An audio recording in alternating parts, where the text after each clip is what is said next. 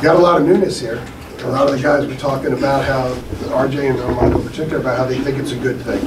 That there's a lot of experienced guys that were captains elsewhere, and they brought a lot of gravitas and experience and motivation to what they're doing here. How has that kind of played out for you, seeing all these new, older guys come together? Well, I like the pieces that we've added. I mean, there's 7 returning players and 7 new players, and I really, I love the mix of this group. I specifically could say it in 2 parts. There's many things that I can say about this group, but there's 2 things that just automatically stick out for me. Is one, that this is a group that enjoys and loves and to compete. They just really do. I mean, from the start, there's never been an issue about preparing, practicing, and playing with a competitive fight and a competitive nature. And so I really love that. And then the other part is this group genuinely enjoys being around each other, whether it's on the court or off the court. They just enjoy the experience of doing this together, and that's something that I've really enjoyed being a part of and watching over the last 4 or 5 months. If I could ask a quick follow-up on that, how have you seen RJ and Armando handle all these different guys coming in there and then maintaining who they are with this group, but also embracing what they bring in? Well, I mean, RJ and Armando throughout their entire career have always been, been examples of great leadership. One of the things that, we tell the guys all the time is that, your job and your requirement is to be the best that you can be on the court, in the classroom, and in the community. And there's no better example of that is RJ for 4 years and Armando starting his 5th year. And so to have 2 guys that have been a part of the program and understand how to do things the right way and to be an example of that, one of the things that I've talked to the guys is, being men of integrity.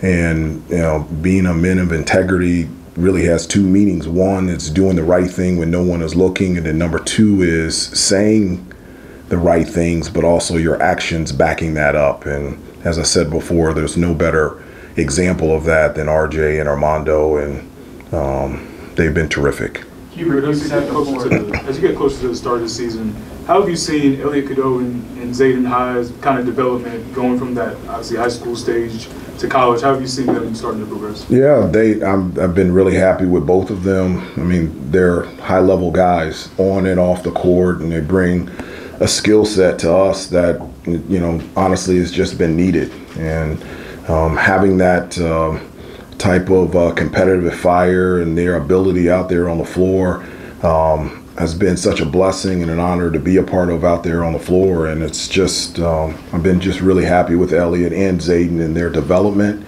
their commitment to be a part of this team and this program and this university and this community. And I'm so thankful that they're here, and I love coaching them. Hubert, you've said before that there is no off-season in college basketball anymore.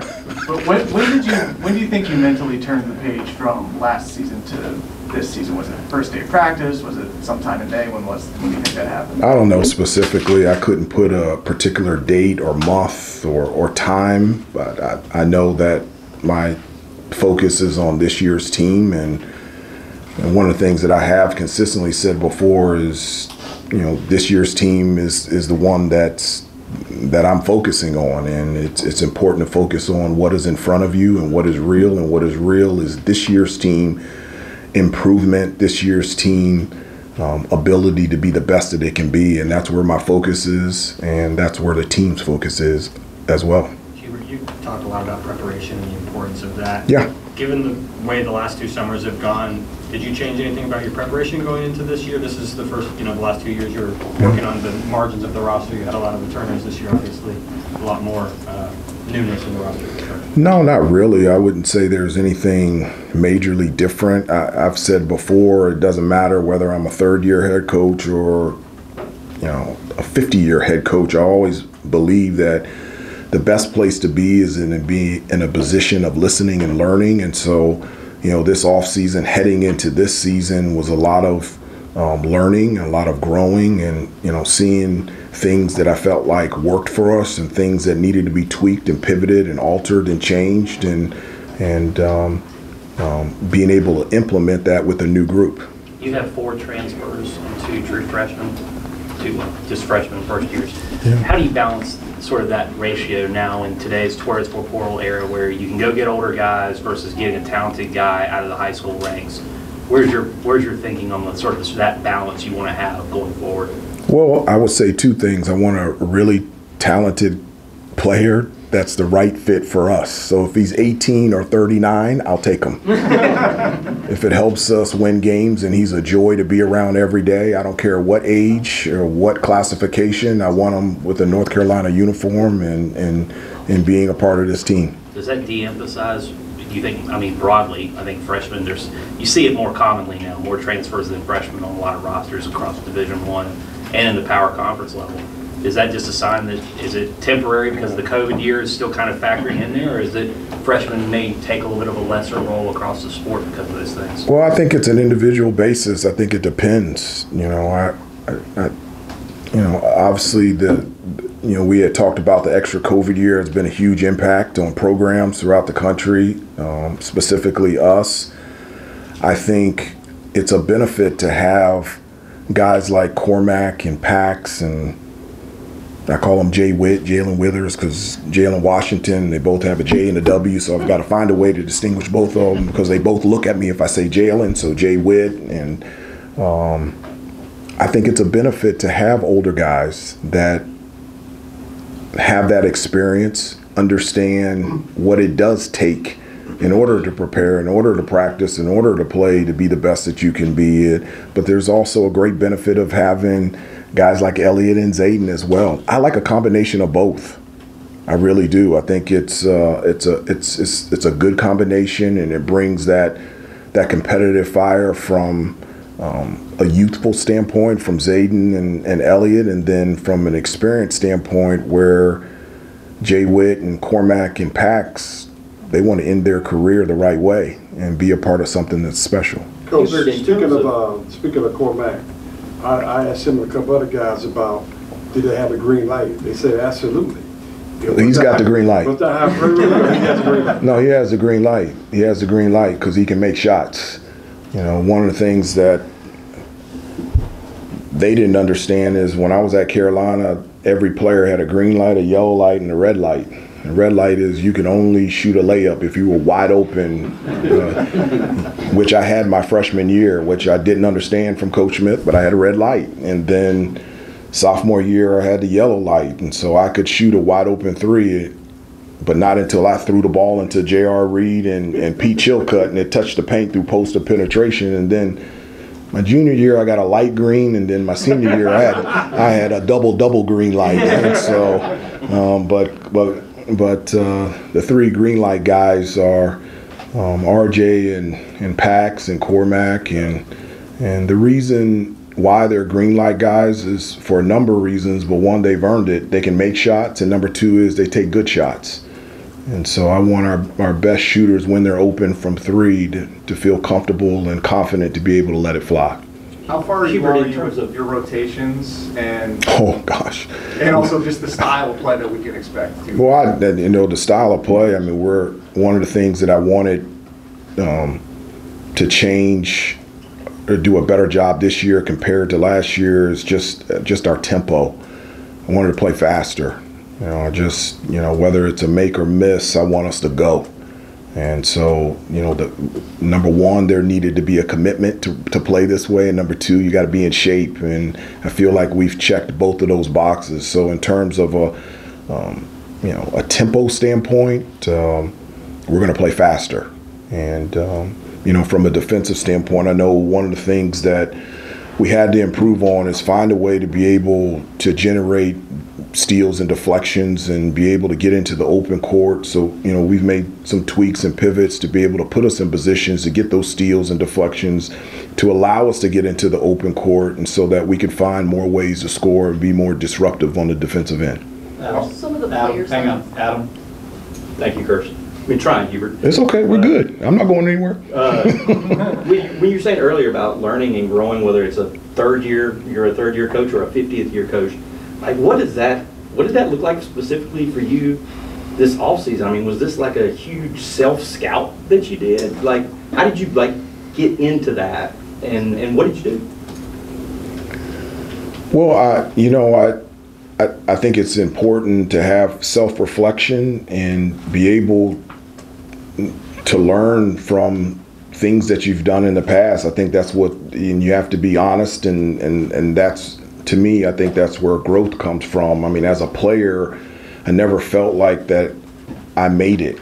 Even when I got to the NBA, I felt like there were areas that I can improve on, that I can get better at. And so that's the same way that I feel as a coach, not just in terms of X's and O's, but, practice organization, recruiting, the communication between myself and the players, just everything. And I think it's important to be able to do that. One of the things that I always tell the guys is be able to answer two questions, what can get you on the floor and what can keep you on the floor. And I said, in order to be able to answer those two questions, you have to critically think about it and be honest with yourself. And I think for myself as a coach, is just every year just thinking, how can I improve? How can I get better? And that's what I did this offseason. So, who has stood out to you so far defensively? Well, hopefully everybody. I don't want any weak links. One of the things that our on-ball defense has been a lot better. Our overall pressure and impacting the ball early in the preseason has consistently been better. I think another area that has been better, we've got more guys that can really guard, whether it's a big being able to play a guard out on the perimeter and a guard being able to guard a big down low on a post. And when you have that ability to be able to have that versatility on the defensive end, it allows you to be more creative and do some different things out there. And I think that's one of the things that I, from a defensive standpoint, that I think it was important for us to change, is just to change pitches from a defensive standpoint. I felt like specifically last year was a lot of man-to-man defense, but there wasn't any changes in terms of different types of looks. And that's something that we've talked about, and I feel like we have the ability to do that because of the individual defense that we have from top to bottom. Correct me if I'm wrong, but last year, at the beginning of the year, I think it was, the players kind of came together and gave you a list of what they wanted to be, right? No, not this year. I wrote down the list, and this is what we're doing. So the players had no chance to do it on their own? No. The standard, the foundation of our faith, that this is who we are, this is who we are, core defense, this is who we are. We're going to be on the offensive end, and it is what it is. The standard is a standard. And so if you don't want to be a part of it, then you're not going to play. How did you approach the transfer portal differently this offseason? Obviously, 2 summers ago, it was kind of just a one-for-one with Brady and Pete. It's one in, one out. This offseason, you had a lot of new pieces, moving parts. What was your kind of philosophy different this summer when trying to figure out who you wanted to get for this roster? I don't think it was a different philosophy at all. I mean, in any recruiting, whether it's a transfer or a high school player, the number one, there's 2 things I'm looking for. Is there a need, and is there a want? So, like, I won't recruit anybody that I want that we don't need, and I won't recruit anybody that we need and I don't want. And so in the same manner, in the transfer portal, we were looking for guys that fit a need that we actually wanted, and I felt like we checked the box on all of the guys that we got from the transfer portal. Why did you change and decide to make the list yourself? Why? I don't know. That's a good question. Is it a change of pace thing, or just? No. I'm the head coach. You're looking at it's great. How was your bench philosophy changed going into this year with so many veteran players who I assume come here hoping and expecting to play? Building rotation, we used to say they earn time to get time and so forth. Does that change with so many veterans? No, my philosophy is the same. you prepare and practice and play really well, you'll play. That's always been my philosophy. You don't have, you have an 8-man, something? I don't have a philosophy of, I have a 5-man rotation. I only want to play 8 guys. I'll play as many. I don't have a number. But if you prepare, you practice, and you play well, you will play.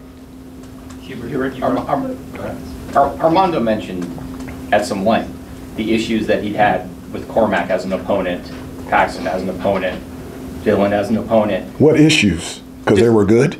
No, that he didn't enjoy playing against them, that they weren't nice. And the question was, did you guys want to get less nice by bringing in players who were hard to play against? Was that any consideration?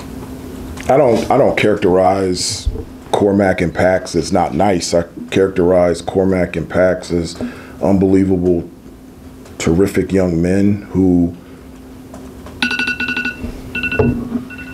sorry, at 2:47 it tells me to pray and read, so I guess I'm not going to do that right now. Unless you guys want to be quiet for about 5 minutes. Armando might want to pray. No, the point is, they're guys who you don't like playing against, but you like having them on your team. Yeah, I don't like guys playing well against us, but I like guys playing well for us. And so, you know, Pax had a terrific game against us when we played Brown a couple years ago, and I've always been a fan of Cormac, whether he was playing at Stanford for his freshman year and the years that he was playing at Notre Dame. I think it's really easy from afar to be able to see a guy that you would love to coach and love to be a part of your team, and Paxton and Cormac. I love having them here at Carolina. You mentioned in the past that you like having multiple ball handlers. You Yes. brought in a couple of guys this year, Elliott, Harrison, who certainly you're capable of creating. Yeah. How has that balance worked out so far with those guys, alongside or separately from RJ? No, it is. It's a great balance. I've said before, I think it's important to have multiple guys that can make plays out there. If you only have one, I think that's, especially at our level and the teams that we're playing and the schedule that we're playing, if you only have one guy that can create, that I think that causes problems. And when you have multiple guys that not only can make plays for themselves but for their teammates, I think that's an added bonus. And so when you mention RJ, Elliott, and Harrison, instinctively, yes, they can score, but instinctively they like to pass. They like to be a playmaker. And so when you have that type of player out there on the floor, it really helps with sharing the basketball. And, last year that was a problem for us. Out of 15 teams in ACC, we were 14th in the ACC in terms of team assists. And so having those type of guys that not only can but enjoy creating for others is something that I'm really excited about this year. Hang on. Time for a couple more, please. Thank you. Have you already seen an impact in his first year with the team in a coaching role with Marcus Page on the players? Yeah, I have. I really have. He's been an awesome addition to our staff. It's made me feel old. This is my 12th year as a coach, from an assistant to a head coach, because we came in together and now he's Coach Page. But his personality, his knowledge of the game, the way that he relates to the players, it's been like Marcus has been here for a number of years. He's the example of what a Carolina basketball player is about, excelling in the classroom, in the community, and on the court. And to have that example as a coach makes me very happy, and the guys absolutely love him. You mentioned how together and competitive this year's team is at the start. Yeah. Was that to say that last year's wasn't or was less than? No, I'm not saying that. I'm just specifically talking about this year's team. I think this year's team, those characteristics are the first two characteristics that jump out to me. It's not a comparison to other years, and those comments aren't saying that it wasn't present in the previous years as well. Hubert, it seems like this offseason has sort of been quiet from your guys. I like it. It's something that I've told them. I told them that And I've always said this, that I want them to turn down or turn off the noise from the phone, the family, the friends, and the basketball fans. And I think that's really important. I told them specifically what noise is. I said, if you hear anything from the phone, the family, the friends, and college basketball fans that doesn't make you a better player, doesn't make you a better person, and doesn't make you a better teammate, then that's noise. And that's something that you need to turn down or turn off. And that makes me feel good because I'm not a part of social media. I don't know what's going on, but for you to say that the noise has turned down with this group, that puts a smile on my face. As a quick follow-up real quick to that, do you think that in some ways coming off a Final Four run and going to the championship, some of that is just inevitably unavoidable? Like maybe, I think Armando called it the Hollywood aspect of things? A lot of Armando quotes. I hope he talks on defense the way he's talking to you guys. We're going to be pretty good. That's my guy.